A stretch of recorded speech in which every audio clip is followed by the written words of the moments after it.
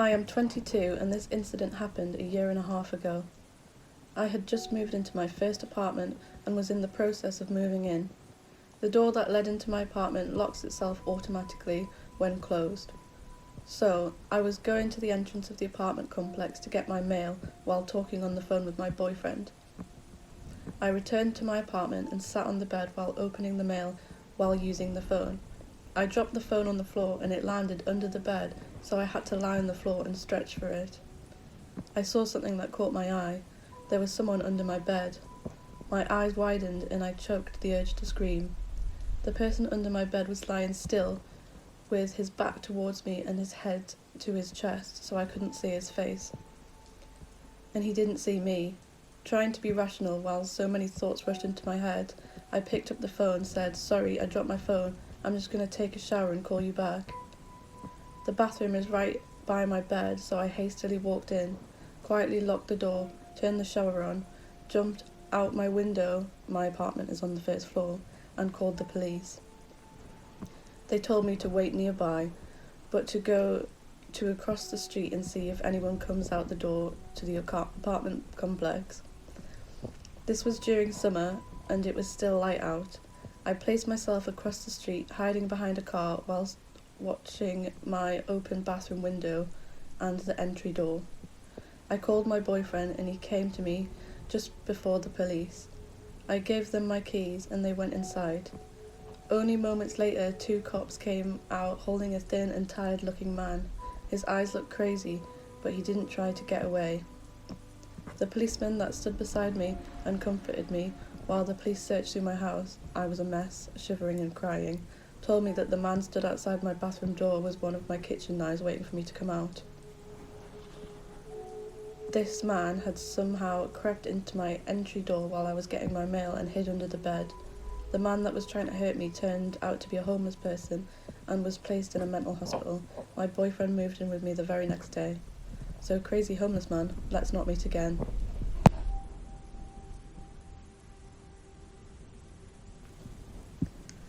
This is a long time ago, late 90s. When I was 19, I moved from Oregon to Florida to be with my boyfriend at the time. Brackets, don't ever do that. You tell him, hun. I was thinking white sand beaches and Mickey Mouse, but instead I got the swamp, bugs and dirt roads. It was a huge shock to the system. We lived in this dinky little town called Hawthorne, just outside Gainesville. Don't ever go there. Very small, 1 stoplight and 4 stores: Dollar General, Steve's Market, Eckerd's Pharmacy and Sonny's Barbecue. Anyway, I got a job at Eckerd's in the middle of town.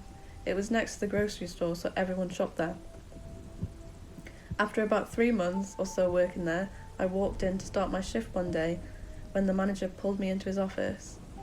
Laid out on his desk was about 30 to 40 open letters, all addressed by hand to me. "Do you know this person?" my manager asked. "Read one." So I picked the cheerful yellow one. Inside were 2 handwritten letters and a magazine cutout of a woman with long blonde hair, just like me. As the Echoed manager watched on, I read the letter. I skipped around a lot out of confusion, desperately trying to find out why I'm in this room. For what I read, it was mostly someone imagining what spending time with me would be like. A lot of it was sexual in nature. There were descriptions and comments about my hair, washing it, smelling it, and something about the moonlight. A few sentences were highlighted, others were underlined. My first thought was, am I getting fired? "Do you know this David Elrod?" I said, "Yes, I think so." The tall, lanky guy with thick glasses and frizzy dark blonde hair. The regular who comes in a couple of times a week to pick up Diet Coke and medication for his mum. Late 20s and obviously socially or mentally challenged. On rare occasions, he would make small talk as I rang up his soda. Once or twice, he would linger at my register or stare at me, but I figured he was just trying to adjust his eyes or had poor social cues. Harmless compared to some of the other people I had met in Florida, so I didn't pay him any mind until that day in Eckerd's office. I knew he wrote the letters because of the strange encounter 2 weeks earlier. While working, he came up behind me and caressed my hair. I had to remove it from his hands and he apologised. Weird. No harm, I went back to work. After telling my manager this, he informed me that the customer was going to be banned from the store and I was being sent home whilst they worked out the details. What details? Confused, I walked out the store and drove home. Strange. 2 hours after I got home from my non-shift at work, there's a knock on my door. I look out the window and what I see resembles a SWAT team. What the fuck? I saw men in tactical gear with large weapons, 2 men dressed in suits, and several uniformed cops. In what seemed like a slow motion at the time, I opened the door. A female officer holds up a few oddly familiar letters. Can we come in and talk to you about these? Realising everyone in town has read the letters, I wanted to pass out. I don't even know the guy. We have a seat on the couch and she begins to speak. Out of the corner of my eye, I see my boyfriend shooting me dirty looks from the bedroom. The female officer mentions getting the letters from Eckerd's and attempting to issue a trespassing notice. They wanted to speak to him directly, she says, because her whole department is aware of David. The officers confronted him at his residence and attempted to revoke the trespassing notice from Eckerd's store. Apparently, he was not happy about this. He insisted for over 45 minutes how this was all a big mistake and wanted to talk to him. He was so persistent that they decided to pursue stalking charges. Stalking charges? She continues, you need to be aware that David killed and partially dismembered his mother when he was 12 years old. He was released from juvenile psychiatric facility less than 4 hours ago. We found disturbing materials at his home, she continued. We believe he's been stalking you. David was arrested the next day for stalking after he was found in the Eckerd's parking lot, but the last official word was that he went back to the psychiatric hospital, at least temporarily. I didn't have the chance to read the letters in full before they were entered into some sort of vault for evidence, nor did they explain what they found at his house, so I had never had the complete picture of what was happening. My boyfriend at the time was a huge dick about the whole thing, so I moved back to Oregon a week later. Besides, who wants to hang around when Norman Bates is fixated on you?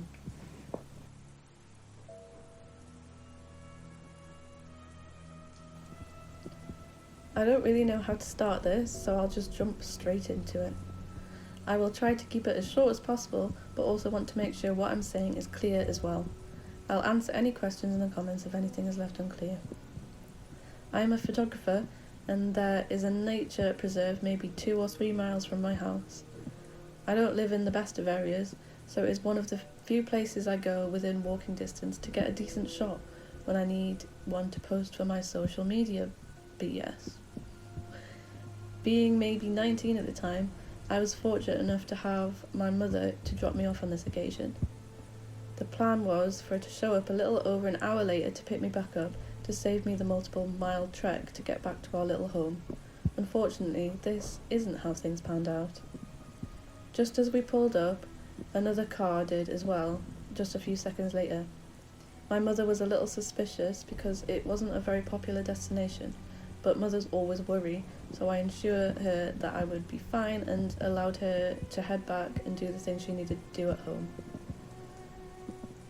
There are 3 different ways you can go initially, a path that leads left, right, and one up the middle.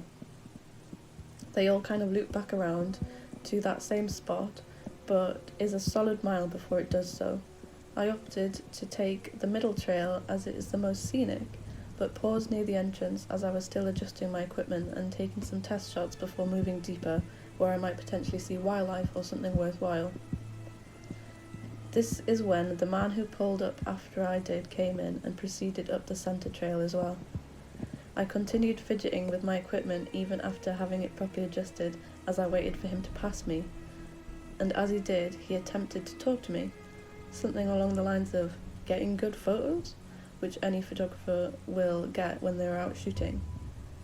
I responded with something simple and kind, but also in a dismissive tone because I had no interest in continuing to converse with him. Something about it made me incredibly uncomfortable. So uncomfortable, in fact, that I decided to stay in that initial entrance area to photograph some boring ass plants, even after he disappeared around the bend and out of my line of sight. I'm so thankful that I did that because within 5 minutes he somehow managed to complete the full loop and end up back behind me. The loop takes me at least a solid 15 minutes to get through, even when I'm in a hurry. He either busted ass to circle back around me or took a shortcut to do so. Noticing I was still by the entrance, he passed me again, walking through the exact same way he'd just been. This is when I knew there was absolutely something going on. I stood there and watched as he walked the exact same path, even down and around the bend, out of my sight. I continued watching in the distance down at the bend, where I lost sight of him for a few seconds, and what do I see? Him peeking around the corner to see me. Once he noticed I saw, he disappeared again. This is when I simply said, "Fuck this shit," and left. As soon as I exited the preserve, I took off in full sprint, hoping I could put some distance between the two of us. Just as I was about to turn down a side street, I turned back to see him exiting the preserve and entering his vehicle. My phone was dead. I never charged the damn thing, and I had absolutely no way to contact anyone. I was at the point where I contemplated running up to someone's house and asking them to help or call someone for me, but I was worried I would seem like the crazy person. I turned the corner and once again we no longer had sight of each other. I was out of breath and unable to keep running. I just began to pray that he was no longer going to be following me. Maybe this was just all some weird coincidence, right? Apparently, prayer doesn't work because within a few moments he was back in sight, turning the corner and beginning to approach on the same street that I was on now. My mind was racing with all of the possibilities of what he was going to try to do, but without much time, I just decided that I wasn't going to give him the opportunity to do anything. I continued walking until he literally pulled up within a feet of me and his window began rolling down. I threw my bag down onto the ground next to me, turned in his direction with balled fists and shouted with the full power of my lungs, "I will kill you if you don't get the fuck away from me." The angry little scowl he had on his face this entire time faded and began to more resemble a deer in headlights. He didn't know what to do. He then nervously uttered, "I have rights," before speeding off to never be seen again. I then had to complete the walk to my home, constantly looking over my shoulder and hoping he didn't make another approach. I'm just glad to have made all of the decisions I made that day, because I generally have no idea what would have happened on the day if I didn't. I do not know if this story will come across as horrifying as it was in person, but if it doesn't, it is simply a failure of my writing ability.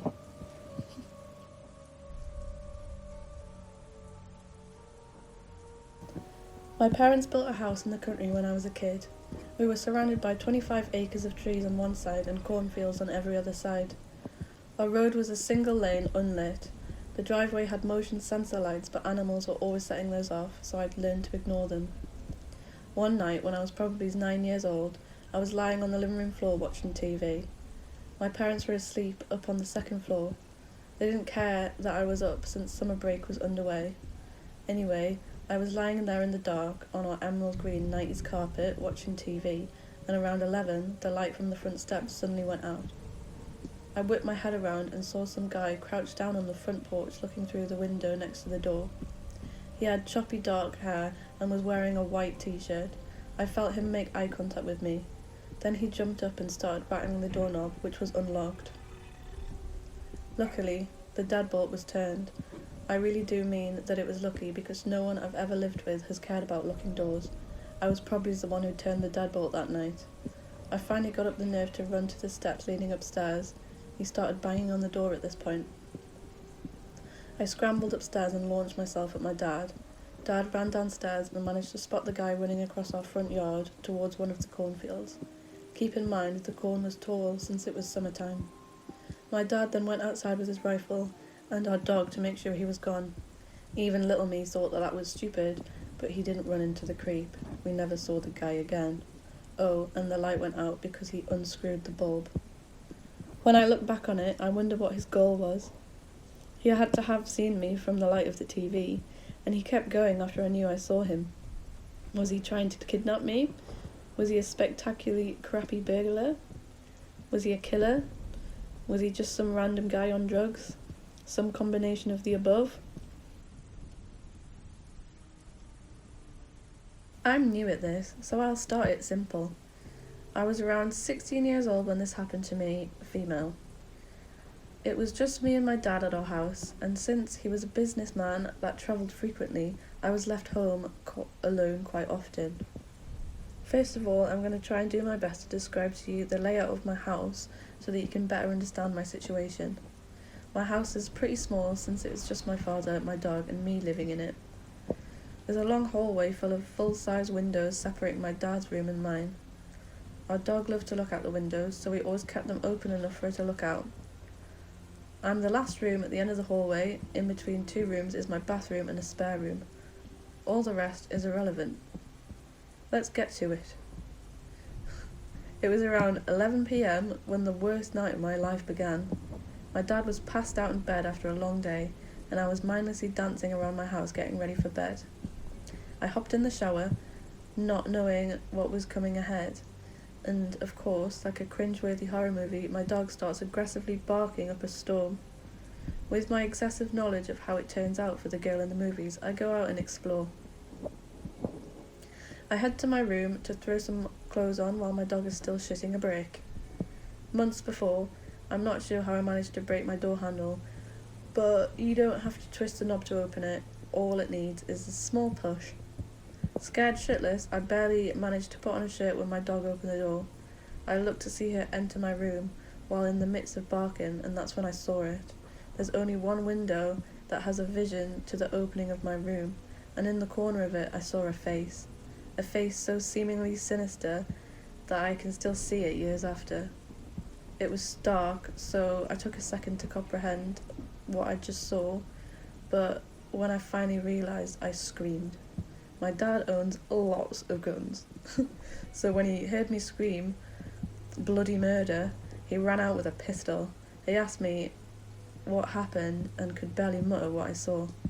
He ran outside to see if the man with the terrifying face was still near. We stood out there for a minute screaming, scanning the area. A man was casually strolling towards us from the opposite direction from about 100 yards away. I knew it was him. I got that feeling in my stomach that you can't mistake. It was like he was trying to cover up that he was there by coming from a different direction. That bastard didn't fool me. "You better stay the fuck away from my daughter. You see what I have here? You know what this does?" Holding up his gun. I could have sworn my dad was going to shoot. The man brushed these threats off easily. "Fuck off, old man," he said. My dad and I went back inside. He went back to bed like nothing had happened, but I couldn't sleep a wink. I kept thinking he was going to come back and hurt me because of the threats to him. We called the cops the next morning, and they came and scoped out our house. He looked around the house trying to calm me down, but I was still pretty shaken up. He went into the front yard, and that's when he saw it. In front of the windows, in the long hallway, there were small bushes, nothing much. The cop, from outside, went to the window that had view of my room, and there it was. If he tried to tell me the news without making me more upset, he failed. There were indents in the dirt right in front of the window. That meant he knew where he needed to look for you, and it seems as if he had come here more than once because of the broken pieces of bush and the divots in the ground. Turns out, he was the nephew of my old neighbour, and he had been staying there for months. Never arrested, never got in trouble, probably barely got a slap on the wrists. But at least he was gone now. How long had he been watching me? I'll never know. All I know is that I keep my door shut and I never keep the blinds open. So creepy nephew that had watched me for who knows how long, let's not meet again.